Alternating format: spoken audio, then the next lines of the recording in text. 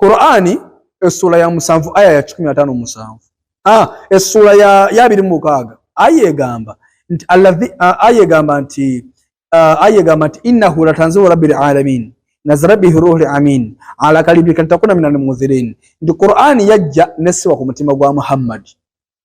Qur'ani eri ku mutima gwa Muhammad. Mpuliriza bulungi wano bwetuli we watsemba. Qur'ani eri ku mutima gwa Muhammad. Musula eyo musanvu aya 15 egamba alladhina tabi'una rasula nabiyya ummiya alladhi yajidunahu maktuban 'indahum fi tawrati wal injili. Nti abagobera buka Muhammad atamanyi kuwandika yadde okusoma. Qur'ani eri ku mutima naye omutima gweriko nyiri mutima tamanyi kusoma yadde okuwandika. Musula ya 10 aya ya 61 Muhammad bamugamba togeza n'osoma ekintu kyonna mu Qur'ani eri ku mutima tamanyi kusoma yadde okuwandika. Kyokka era bamugaanidde ddala togeza n'osoma ekintu kyonna. Amakulu ebiri ku mutima togeza n'obyogera. Amakulu teyabifulumya. Ekibuuzo ani yawandiika Qur'ani era bye yawandiika yabijjawo? Abalabi baffe abaagalwa ab'ebitiibwa aba Daawa TV mukkirize mbalamuseeko n'ekiramuso ekyava eri Katonda waffe eky'emirembe nti assalamu alaikum wa rahmatullahi wa barakatuh. Wa alaikum assalam wa rahmatullahi wa barakatuh. Omuweerezaawo olwaleero bw'abasiniya nga bulijjo era nga bwe tugukoze ebbanga lyonna omulimu guno ogw'okubeera nti tuddamu. Kakati Sheikh Abdul Shahid saako ne Seka Sematimba tulina muganda waffe ono nyinza obutayogera ku linnya lye muganda waffe mu Adamu. Yasomye ennyiriri ez'enjawulo, yasomye 1061 ng'agamba nti Nabi Muhammad teyalagirwa kusoma Qur'an. N'asoma 26 1902 nti Nabi teyawandiika. Kuletera abawandiika Qur'an 1557 Muhammad tamanyi kusoma Qur'ani wadde okuwa era teyafulumya ku Qur'ani. Amakulu teyakkirizibwa Qur'ani kubeera nti agisoma yadde giwandiika. Yayogedde ebigambo byadde bingi naye kkiriza awo nyini we tugenda okutandikira. Ezimu ennyiri yazzanyiddemu mu ngeri y'okuzimensioninga. Sheikh Sematimba awo nyini we tugenda okutandikira oyongere okuclarifyinga ku nsonga zino. Naam. Alhamdulillah wa kafa thumma salatu wassalamu ala ashrafil mursalin nabiyina wa habibina wa maulana Muhammad sallallahu alaihi wa alihi wa sahbihi ajma'in wa ba'd. Batugobera ku Daawa TV mukimanyi ti ogugwe mulimu gwaffe saba wakitibwa Allah butuwemu empeera butwewa okubeera nga masha Allah tujja tutereze endowooza z'abannaffe n'entegeera bannaffe zibalina esateredde osobola okubeera nga tuziza ku mustawa. Ekisooka byonna tugamba nti ekifuga ebyo byonna kiri kimu byawandiikibwa.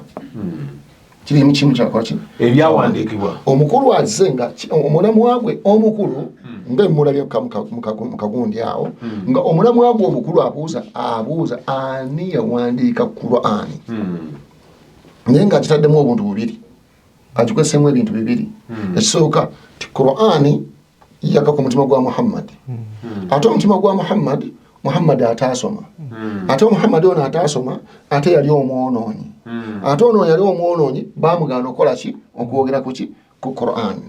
Kati abuuza ani yawandiika Qur'an. Kyekibadde ekibuuzo kye. Naye bino byonna ebiri waggulu byetaaga clarification.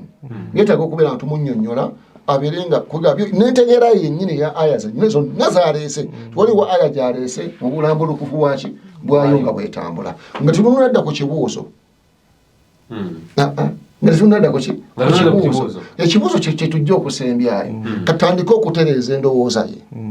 Tutandikira ku ndowooza ye. Ekisooka tosobola kuŋŋamba nti osomye aya esooka n'osoma ey'okubiri n'osoma ey'okusatu n'osoma ey'okuna ey'okutaano ogisomyeko biki okikotinze nga togirina ku ki bujulizi olidde naye nga ffe tumanye ne gyeri tuli ffenna naye nga byonna obireese nga biri ali n'obuuza kati bino ebibeera nga baamugaana bisoma mumwabijjawa byonna byolese ebigambo nti mwagana gisoma bibadde biraga nti gwe kennyini tumanyina kyokoze eki kati gwe bino byosomye ate wabijjeewa nga tonatuuka ku kino ekibuuzo kyo bino binyini obadde obisoma era nga olaga nti mu butuufu bikuwa kyoyagala wabijjeewa wabijje mu kintu olwedde ekikoze eki ekiwandiika ekiriwo kitegeeza nti olina kudda wansi wetegereza aya eno Allah agamba nti afala yatadabbaruna alquran au ala qulubihim amthaluha au ngenze mu suratu ki mu suratu ala qulubihim akfaluha suratu Muhammad aya 3 gituukemu suratu Muhammad aya anamu 7 wagamba ebigambo bino agamba awo ebo Katonda be yakolimira afala tadabbaruna abaffe tebetegereza Quran oba ku mitima gyabwe kuliko ekisaanira okugisaanikira nekibagaana okutegeera kati ono omukulu kati Allah kyavudde abuza oba ku mitima gyamwe kuliko ebisaanikidde nemuliddamu okutegeera kubanga aya zonna nambulukuzo obadde osoma zonna kati towetegereza byosoma ekyokulabirako yaleese 26 era nti Qur'ani Allah agita ku mitima gy'aboonoona olwedda naye abadde asoma kiki Qur'an wantegerekese bulungi agikwotinzeemu aya esoma muki mu 5 mukagundi akafunze kati naye tumuyite mwonoonyi kati afala tadabbaruna alqur'ani mukulu kuto wetegereza Qur'ani bwogamba nti bagira ku mutima gw'aboonoonyi mu boonoonyi mwoli kubanga nawe ogisoma era ogikwotinze ne aya ezimu nozeetani muki ne mu Luwalabu ng'ate tozitunuddeeko kitegeeza eri ku mutima gwo tuli fenna owaaye nawe oli mwonoonyi kati ebimu wandibadde oyebuuza noweeyanukula kati mu mbeera eyo kkiriza tutandike ekisooka tutandikira gye yatandikidde mu kuleeta aya yasomyewo buki obubi yabadde ayagala aya ya 26 nemulema okwotinga yasosega 726 ayinaga 26 oba 7 nebimulema okukolaki okwotinga kati tukuwa quotation entuufu mukulu nga wetereza 12 gyeyagala baku 15 tuukayo 26 wagamba ebigambo bino wagamba era mazima yo Quran kussa kwa Mukama w'ebitonde byonna yakanayo omwoyo omutukuvu malayika Jibrilu omwesigwa ng'agissa ku mutima gwo olyoka obeera owumbatiisa gwe Muhammad awo yabadde ayagala kati yetandikira wali paka ku 9 awali kyebadde ayagala nti bagissa ku mutima ntegerekesa bulungi kati kyobadde oyagala kyekyo nga tamanyi nje biri naye katukulaze nti awo ebikoze eki bibiri toddayo okubeera nga tereera bwojjanga ku presentation bwoti mu kamera obeeranga steady topapa tewabaawo akugoba yogera ebintu ng'oli kuki obijja kuki kukumanya Allah tugamba nga tukakasa omulimu guno nti gutukwatako mu suratu Yusuf aya 18 nagamba kul hadhihi sabili ad'u ila Allah ala basira yenna agenda okujja okukola omulimu guno alina gukolanga agujja kukola ki agujja kukumanya so si kupapala bupapasi kati awo tuzze kiraga nti yakoze lesson plan talina na sikimu obuwanga yaludde butuuzi omuntu ayagala okwagala nnyo kamera zijja baleetera obuzibu mujja kutomera nnyo olidde kati tetotomera muganda wange Qur'ani yasibwa ku mutima gw'omubaka Muhammadi sallallahu alaihi wasallam naye nga bannabbi bonna abaasooka ne Muhammad sallallahu yalina abawandiisa ab'enjawulo era munyini wamanyi waliwo n'ekyafaayo ky'omusajja oli omuwandiisi nga mu Yudaaya omusajja oyo n'abeera nga yajja okuwandiika Qur'an yatuuka ekiseera n'afuluma nga awulira alina aya gyeyongerako ekigambo fatabarakallahu ahsanul khaliqin kati n'asanyuka nnyo mbaka nga mugaa nti kyekyo oba ntegerekesa bulungi nabera ngo obusilamu abuvamu ne Muhammad byayogera nze mbikoze eki nze mbimuwa oba ntegerekesa bulungi Allah subhanahu wa ta'ala namujjulula Allah wamujjulula Allah wamukola ki wamujjulula wallahi nga ekyafawo kyatuka ku Musa manya ku Firauna ettaka nerimuwandula nono wallahi lyamuwandula nkirese kukulaga nti Muhammad yalinanga baki abawandiise kati wandi atenga ekyo ndewo siba muki mu Riyadu Swalihin kitegeeza nti ofaayo nnyo okumanya ezo hadithi wazituukako dde era onzimanyi lwakuba nti mwagala muli mu mbeera yakubuuza bantu yensonga ki ati ate obuuza nti ate bye bawandiika babijjawangu okimanyi omubaka yalina baki baagisa ku mutima gwe naye yalina aba nga abawandiisi abaateekanga ki mu nkola byeyakola ki byeyayogeranga tegerekesa bulungi kakati mbadde nze musaba akatundu kana kasigadde tudde ku kibuuzo seeka akatangaaze tugende mu maaso inshallah. Okay.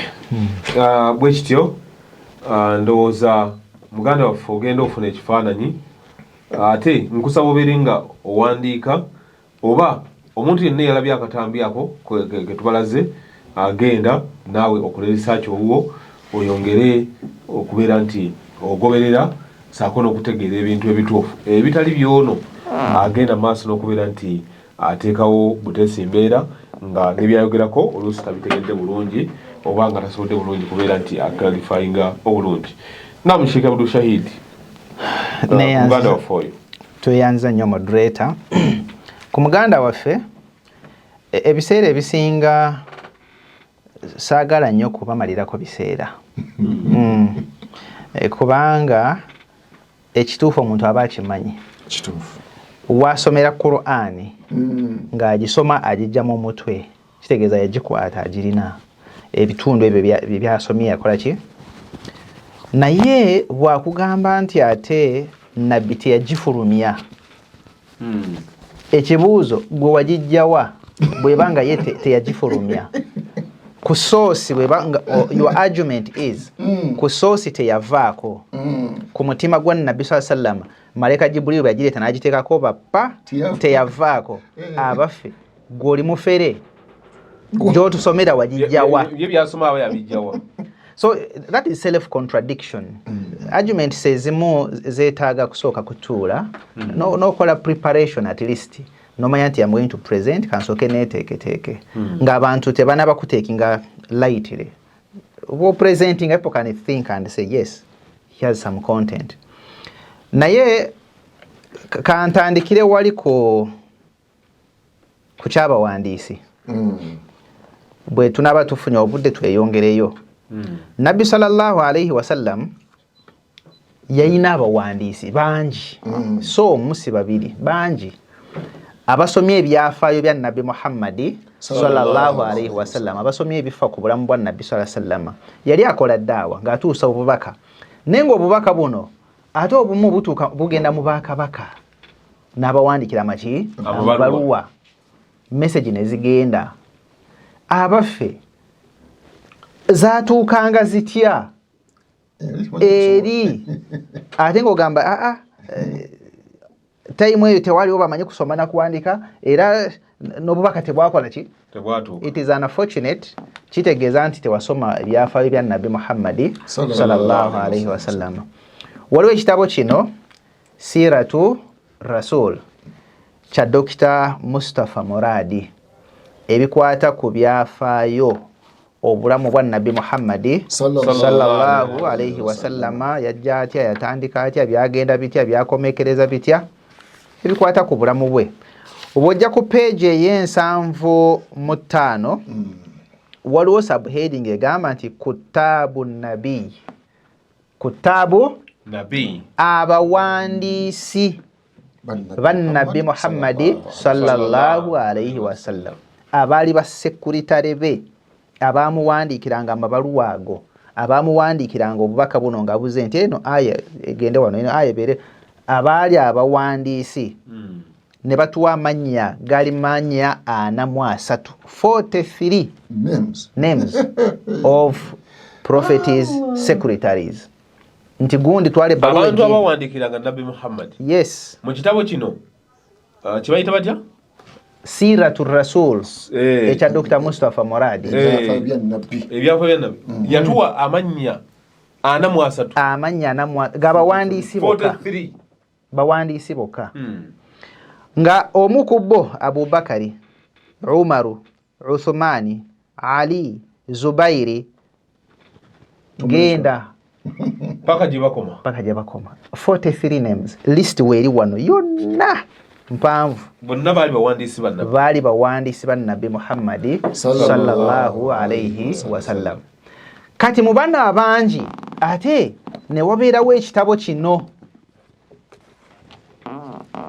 Men and Women Around the Messenger, Rijalu wa Nisa Hawla Rasul. Abali beetoolodde omubaka Muhammad sallallahu alayhi wasallam. Bw'ojja ku page 310 ne babeera very specific. Ne bakugamba nti waliwo sahaba gwe bayita Zaidi ibn Thabiti.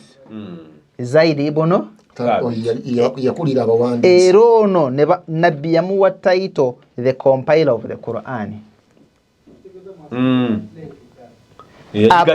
Abamanyi bonna ono gwe bayita compiler waki wa Quran. Ye yali akulira tiimu ey'abawandiisi baki bannabi Muhammad sallallahu alayhi wasallam. Bw'osoma ono ku paragraph esookera ddala n'agamba nti if you hold the Holy Quran with your right hand and concentrate your eyes upon it and go on applying yourself eagerly and meticulously to its varied middles, chapter by chapter, verse by verse, remember that among those who deserve all gratitude and appreciation for such an accomplishment is a great venerable called Zaidi ibn Thabit.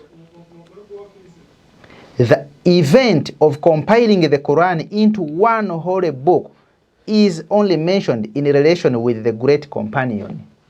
Nti bw'otunulira Quran n'ogiva aya ku aya, n'ogiva lunyiri ku lunyiriri, n'ogiva ssuula ku ssuula, toyinza butagamba nti omusajja ono Zaidi ibn Thabiti omulimu gwe yakola gwali gwa ttendo, gwali gwa maanyi. Era bw'ogenda ng'osoma ekitabo kino peegi ez'enjawulo olabira ddala during all the years of Islamic revelation, when the prophet ended a battle to begin another one, and when he foiled his enemies' conspiracies and plans only to encounter a new one, when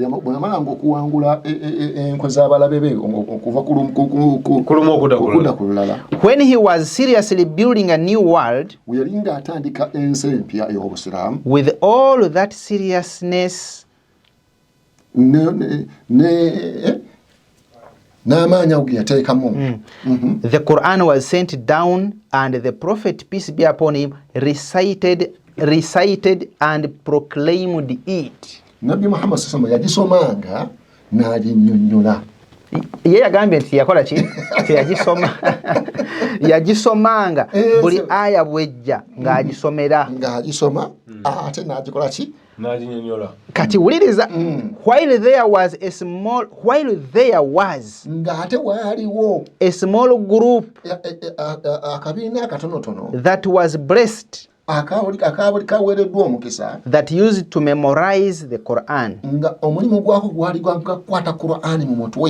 Some of them set out to learn what they could by heart.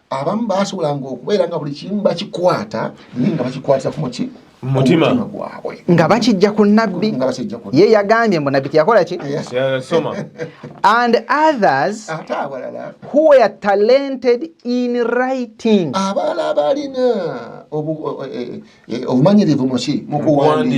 set out to preserve the written verses.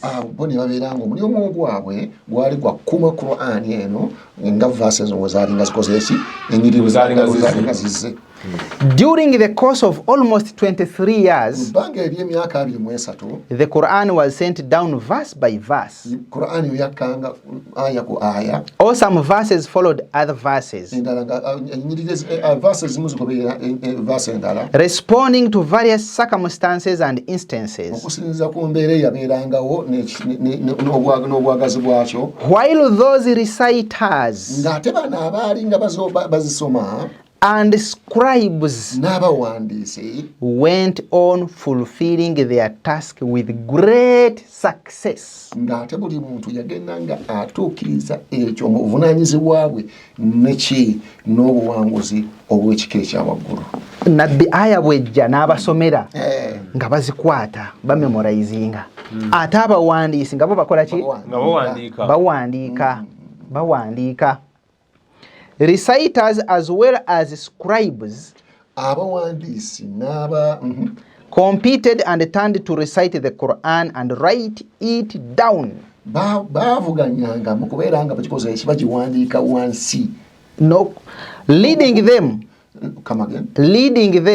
nekibaleetera abalinga bakulembera were Ali ibn Abi Talib, bakulemberanga mu kuwandiika kuno yali Ali ibn Abi Talib, Ubay ibn Ka'b, ne Ubay ibn Ka'b yaliko, Abdullah ibn Mas'ud, Abdullah ibn Abbas, naye yaliko, and the honorable companion ne sahaba owekitiibwa talking about right now getwogerako kati Zaid ibn Thabit. oyo yali wa kitiibwa mu kuwandiika. Sheikh bw'osoma peegi zino zonna zoogera ku compilation ya Qur'ani.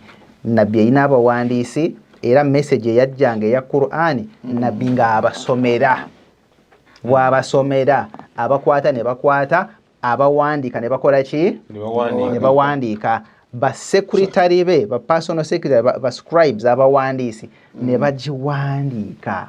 That's why we have it today. Abagikwata, abagiwandiika. Lwakuba omuntu ayinza okugamba nti that time there was no paper industry. Mu Saudi Arabia, Makkah, Madina waliyo factory ekyekola pick fair papers. Factory ekyekola Musana papers. Baalinga tebawandiika ku mpapula zino nga bw'oziraba. Baalinga bawandiika ku maliba, ku mayinja, ku bikoola, and they could memorize some of these verses. Abamu nga bamemorizinga complete. Kati bw'ojja wano mu Sunshine at Madina by Zakaria Basha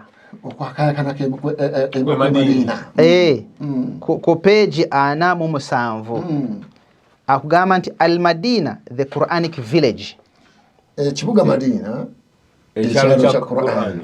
It was the constant habit of Prophet yali imbeera ya Nabbi Muhammad to read and recite from memory, okubeera nga yalinga asoma ng'ajja mu mutwe gwe lengthy chapters of the Quran ng'asoma aya empanvu eza Qur'ani in the night prayer. ekiro. Many pious believers abakkiriza abatukuvu abalungi followed his example. ne bagoberera enkola ye. The Prophet loved to listen to their recitations. Oyo mbaka yagalanga nnyo okuwuliriza kiki ensoma engeri gye basomamu. Kati ono yagambye nti yabisirikira, teyakola ki? Yabyogera. Teyabifulumya. The practice of reciting the Quran day and night enkola y'okusoma Qur'an ekiro n'emisana was so widespread in Medina yatambuzibwa nnyo mu Madina. yakyaka nnyo e Madina. Was widespread in Medina that it could be heard from every house, nga kyalinga kiwulirwa mu buli nnyumba, every street mu buli luguudo and corner. na buli nsonda. The Prophet was also very fond of the Quranic style of Abdullah ibn Mas'ud. Era omubaka yagalanga nnyo rhythm ensoma ya Abdullah ibn Mas'ud, who the Prophet said, who desires to hear the Quran, who desires to hear the Quran as it has been revealed unto me, let him listen to the recitation of Ibn Abdi, meaning Ibn Mas'udi.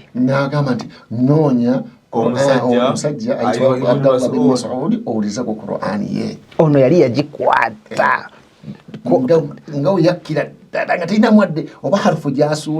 era nga nenabbi wali era nabagamba ayagala nga bwe kyakka oyo abamu bagikwata ku mwoyo, abamu baali baki bawandiisi.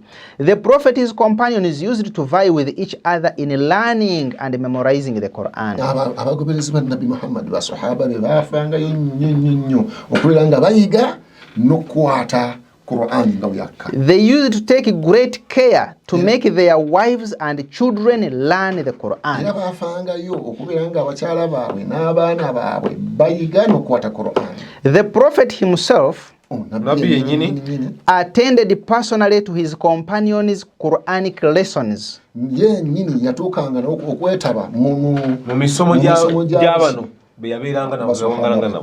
Assigning a teacher to every newcomer.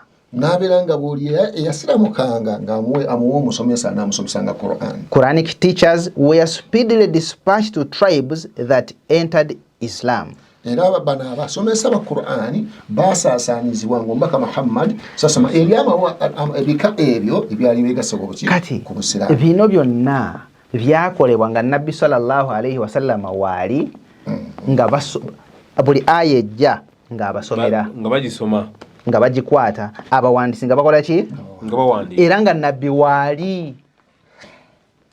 Bino tebyali nti omanyi Nabbi yamala kufa balyoka batandika, baali bawandiika nga Nabbi waali kutabul wahyi era baba wa title eyo the writers of the revelation, abawandiisi b'obubaka wa Nabbi sallallahu alayhi wasallam.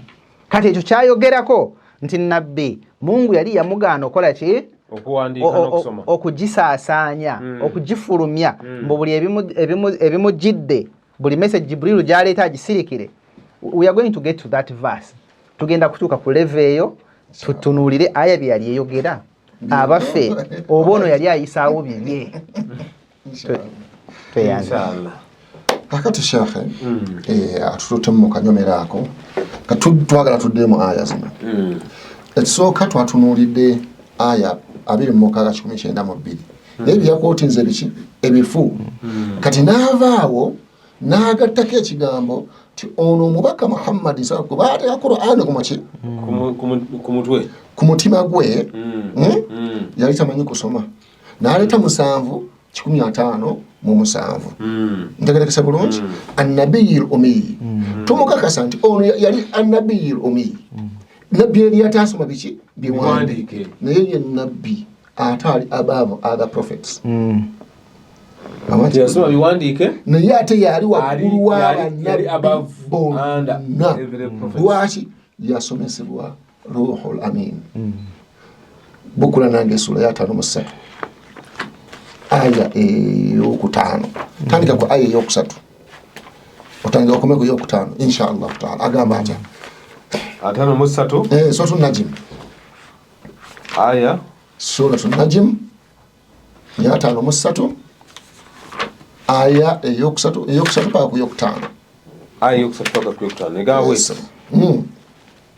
era tayogera ebyo byabagamba ng'ajja kukwagala kwe Muhammad.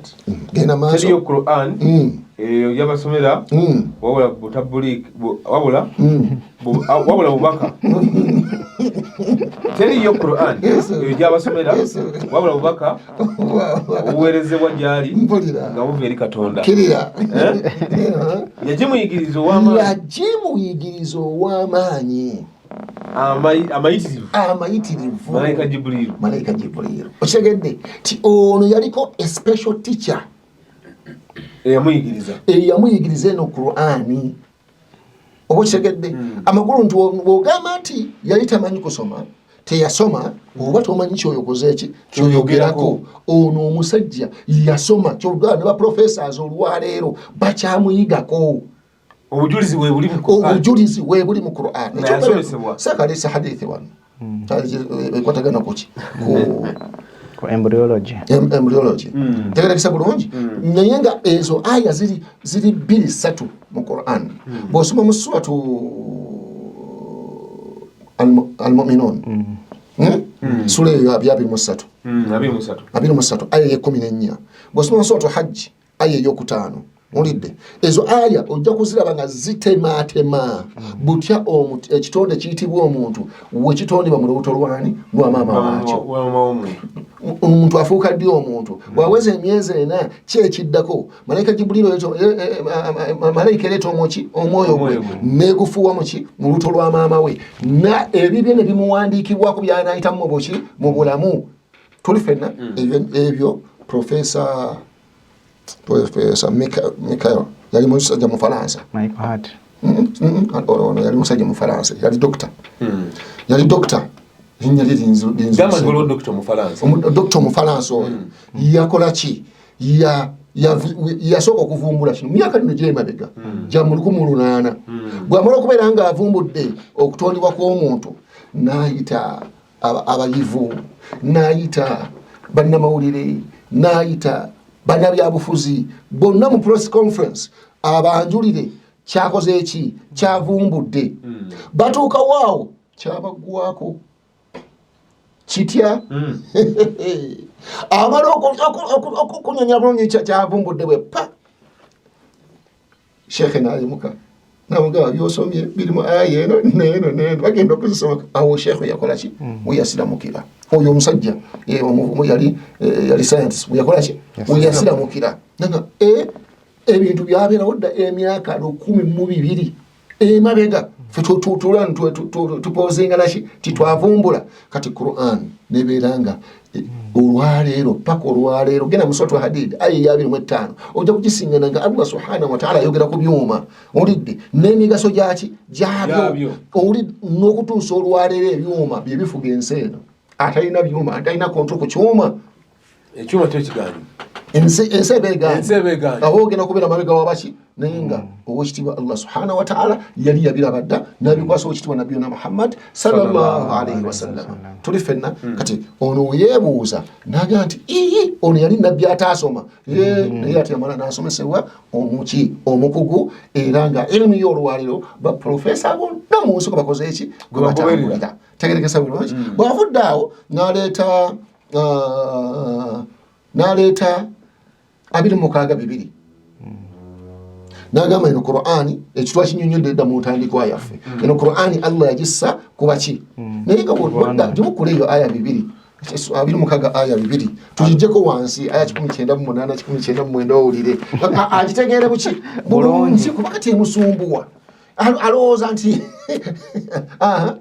bwe kityo ojasoma aya eyo bwe twagiyingiza Qur'ani mu mitima gy'aboonoonyi kati ye n'agamba nti buli alina Qur'ani abeera muki buli agirina ku mitima alina Qur'ani ku mutima gwe abeera mwonoonyi yerabidde nti naye abadde agisoma ng'agijja ku muki ku mutima ntegerekese bulungi ne tumugamba kati naawe oli mwonoonyi kati weetereeze ddayo wansi Allah otegeere okuva ku aya 19:8 awo agamba nti era singa twali tugissizza kubamu ab'amawanga amalala abatali baggwanga lya Bawarabu n'agisomera bo Abawarabu tebandibadde bagikkiriza kirira bwe kityo bwe twayingiza Qur'ani mu mutima gw'aboonoonyi abaki bano ababadde Abawarabu babadde boonoonyi tuli fenna babadde boonoonyi olw'okuba nti Allah yali ayagala okubalungamya n'abayingiza mu Qur'ani nkiringa naye waali omwonoonyi naye ng'asobola okubeera ng'akwata kiti aya ezo Allah lwali mwagaliza okukola ki okulungama tebugenda kukya wabula agenda kulabirawo nga bino byendimu bino Yesu ye Katonda ate ye mwana ate yafa ate kati ani yamuzuukiza naye ebyo tebabyebuuza tuli fenna kati babanga bandibadde bagezi bandibadde babyebuuza ne batereera ku mustawa kubanga bino byonna bitegererwa abantu abalina amaki amagezi tanafuna hidaya ne aya yaddako yennyini kati aya yaddako 2:21 2:21 gamba tebajja kugikiriza Quran okutuusa lwe baliraba ebibonyobonyo ebiruma kati bano aboonoonye bano abaganya ogyekiriza bo nga ye kuba yabadde oludde ali kuki eri ku mutima gwe yabadde agisoma agijja ku mutima gwe olw'okuba ye asigadde mwonoonyi tajja kugikiriza bw'anaagezaako n'afa nga ali muki mu mbeera eyo alindirira ebibonero zobye oba ntegerekese bulungi nnyo ate aya eriko ne sherehe yaayo wansi awo kati tusomere sherehe eyo gy'oli Quran yasomerwa abantu bonna mu Bugarabu bwe yakkira mu lulimi lwabwe mu kiseera ky'okugisomera ky'okugibasomera tewali n'omu mu bo yandisizanga kulemesa bubaka busomebwa bagirimbisa ne bagaana okukkiriza oluvannyuma lw'okumala okutegeera amazima gaayo n'obutuufu bwayo ne bakakasiza ddala n'oluvannyuma lw'okumala okukakasa ddala nti si bigambo bya muntu naye olw'obwononefu bwabwe baagaana okukkiriza abakafiiri ab'omu Makka bagamba nti nno Quran yassibwa sitaani ng'olwo bagivumagana olw'okubanga yabawanikirako akawango yabawanikirako olw'obunyonnyofu bwayo n'ebigirimu eby'amazima kati bo olw'okubba nti baali boonoonefu nombadde Quran yali amaze okuyingira mu bitima bamaze okugitegeera basigala walaza empaka ne bagiyita ebigambo bya sitaani era nga kati omuwulira oyo omubaka yali mwonoonyi omubaka Allah subhanahu wa ta'ala atugeza mu sura y'enkaaga mu 8 gituukemu afanaj'ala al-muslimin kal-mujrimin ma lakum kayfa tahkumun ntegeregesa bulungi Allah atugamba naye mu bantu mmwe ngambye sura ya 8 eddakaawo esula eddako wano aya 34 ne 35 wagamba ebigambo bye agambe tuwulire mazima balina batya Katonda enjana ebyengera awali mukama waabwe kirira abaffe tuyinza okufuula abasiraamu abeemalize gye tuli ng'aboonoonyi bonna ne tubasasula kimu nedda ekyo tekiyinzika kirira agamba abaffe tuyinza agamba nti mubadde kimmwe abatakkiriza ngeri ki gyemulamulamu nemugeraageranya abasiraamu n'aboonoonyi okulowooza nti muli bakimu n'abakkiriza gwe olowooza otya gwe ne tukeera ne tusaala mu matulutulu ne tusaala emirundi 5 tusaala tuvundamye nga bannabbi tusaala tukoze eki tusinza Katonda omu mwe musinza basatu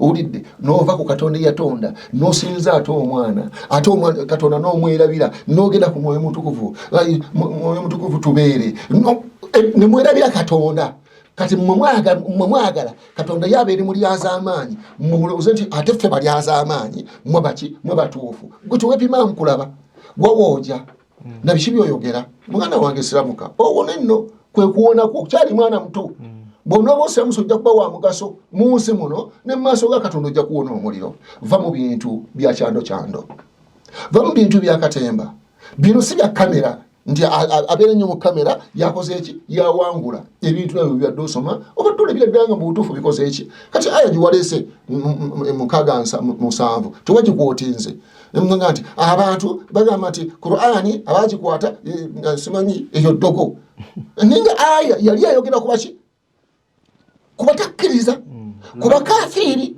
nga mmwe mugamba nti Qur'ani nkiki ddogo era buli agiyita eddogo aba muki Allah chapa nyaga nti atawasau bi baluhum qaumun taghun ndi muswati tur swati tur aya ya tano mwemu afe bino babiramire gana buki bulamire gani ebyokuyita buli nabbi omuki omulogo olidde ebyo buli mukafiri abikoze eki abikozesa atuuse mu 5 mwemu isura 5:2 sura 5:2 aya 5:2 ne 5:3 jangu obudde tetulina butumbwa bwa 5 ndaba nawe okooye aya 5 naye yatano tonatuuka twali mu abiri aya tuli wano eyanamu tuli sura ya 5 aya ya 5 sura ya 5 Zariyat aya 5 ne ya 5 okay wagambe bigambo bino wagambe tuwulire agamba nti bwe kityo mu ngeri y'emu teyabajjiranga omubaka yenna tewaliwo omubaka yali arajjidde abo ab'olubereberye lwabwe wabula ki bagambanga batya mulogo buli ne Yesu onosomako mu Yokaana essula 10:19 naye baamuyita mulogo tegerekesa bulungi genda maaso oba bulalu abaffe bakiramirigana kino ekyokuyitanga ababaka abalogo oba abagwi b'eddalu nedda wabula bo kibiina kyonoonyi buli wosoma aya eyo nze ng'ategeera oli mwonoonyi oli mujeemu asukkiridde buli wosoma mu 6-7 nga mmanya wookoze eki woogwa soma aya ya 5 ennyuli agamugamu ono kale baveeko gwe Muhammad kati naffe tukuvuddeko toli gwe anenyezebwa olw'obutakkiriza n'obwonoonyi bwabwe kutukuvuddeko sigala mu mbeera zo segakkiriza nange muwumule Seka Sematimba bwati wawunze Saidi yao mbadde njagala mukadde kano Sheikh Abdul Shahid muganda waffe obeerenga naawe wowe ekigambo kyo muganda waffe oyo mu Adamu ati Saidi eri Saidi si muganda waffe ne muganda waffe mwani mu Adamu kirungi nnyo naye nze nkyamwewuunya omanyi yagenze n'asoma suratu Yunus aya ya 6 nsaba gisomere n'ayogererako ebigambo simanyi nabbi baamugaana okufulumya Qur'ani nti malaika Jibril bwe yagireeta n'agiteeka ku mutima gwe n'amugamba twekola ki tugifulumya soke tusome aya eno tulabe bannaffe abalabi ba Dawa TV aya kyeyogera oba omuntu yataddewo kiki aya ya 6 gye yasomye aya 6 egamba nti tobeera gwe Muhammadi na mulimu gwonna gw'okola tobeera gwe Muhammad na mulimu gwonna gw'okola wama takunu fi sha'nin agamba nti tobeera na mulimu gwonna gw'okola era tosoma kitundu kyonna mu yo Qur'an era tosoma kitundu kyo era tosoma so si tosoma era era tosoma kitundu kyonna mu yo Qur'an era temukola mulimu gwonna lindako kati ye yatuusaawo n'akomaawo era bwe yadde asoma teyajjeeyo tone omanyi mu lulimi waliwo kye bayita tone bw'oba osoma olulimi Oluganda yes olulimi lwonna tone eno bw'ogikozesa ekyusa amakulu g'ekigambo naye wakubadde ng'ekigambo kiri kitya kimu naye bw'ogikozesa ng'ogikyusizza oyinza okukyogera obulala bwe ŋŋamba nti tosoma ne ŋŋamba tosoma spelling esigadde yemu tosoma toni ekoze eki tosoma ekyuse omuzigo n'omuzigo omuzigo n'omuki mumutte kaakati ebigambo ebyo buli lw'obyatula mu bukusu bijjayo amakulu nga malala nnyo kati ekigambo kino tekigamba nti tosoma Qur'ani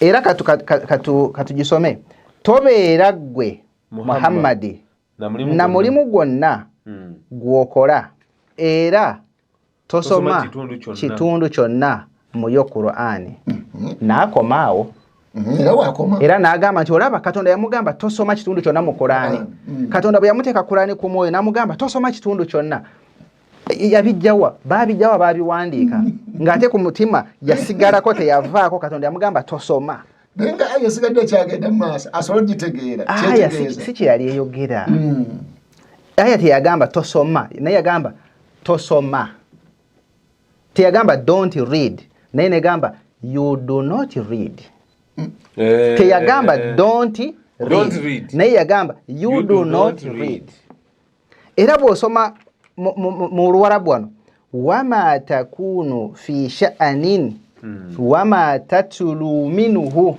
teyagamba wala tatulu teyagamba wala yagamba wama teyagamba wala teyagamba la tatulu tiyali tawakiragiro era tosoma kitundu kyonna wabula era aya neyeyongerayo tenaba kuggwayo era temukola mu mulimu gwonna kitundu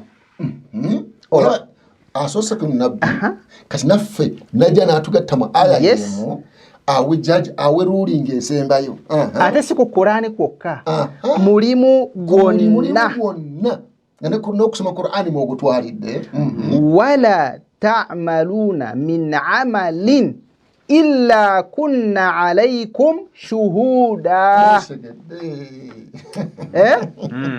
wabula tubeera abajulizi kummwe mu kiseera we muyingirira mu gwo omulimu ogwo Nabbi Muhammad mu kukola omulimu mu kusoma Qur'ani naffe mu kukola emirimu nga mwe mulina okusoma Qur'ani omulimu ogwo tetugukola wabula nga Allah abeerawo nga muki nga mujulizi tatuganye kusoma wabula tukakasa ekibeerawo nga tukoze eki nga tusoma nti bwe tuba tusoma Allah abeerawo nga mujulizi kuki kyetukoze eki kyetukola nga kati waaliwo nti nga waali wano nga mujulizi nti meseji yaffe ekukoze eki ekutuuseeko wali oyisawo byoyagala seeka kampeeyo example ntono bwe ŋŋamba nti seeka tokuba simu wabula nga kampani Airtel MTN bawulira biki byokola ki mba ntegeeza nti tokuba simu ntegeeza nti ogikuba naye okugikuba okwo ewulirwa bali aba kampuni byoyogera era amaloboozi ago basobola okugatereka ne bagasigaza ng'obujulizi tokuba simu wabula aba kampuni bakola ki baba bakuwulira mba sitegeeza nti tokuba simu wabula tokuba simu abaganda omusajja baagala esimu agire naye takola simu wategedde naye nga yerabidde ati emboozi yabadde ekyagenda muki Museveni yabadde ekyagenda muki mumaaso ekyokulabirako nti Museveni yakutte omwana muki Museveni yakutte omwana kakati amawulire gayinza okutunda pulezidenti w'eggwanga yakutte omwana kati mwe abamanyi Oluganda nga mubikomyawo so nga badde statement ekyagenda mu maaso ti President Museveni yakutte omwana mu ngalo oba okitegedde kakati gwe ng'ate omaze okusaasaanya amawulire ti bannange President w'eggwanga yakutte omwana n'obikoze eki n'obikomyawo niga statement yabadde ekyagenda mu maaso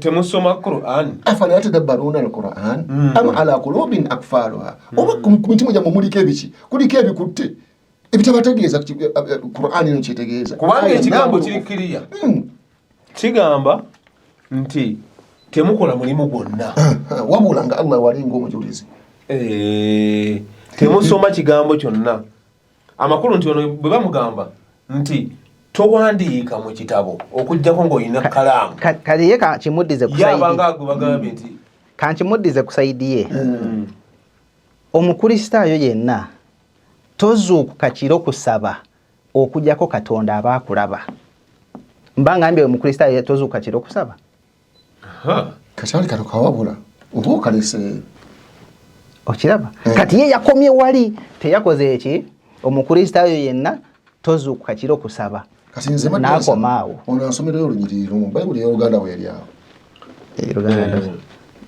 twagireese saagirese bakusimu yange awo olw'okufuna katufune wano Bayibuli y'Oluganda tusomeyo olunyiriri tumuwunzikire ewuwe ate teri kintu kibi nga bintu bino n'okola ekintu kino n'okweka amazima ate n'okasuka ku social media ekigendererwa kiba si kituufu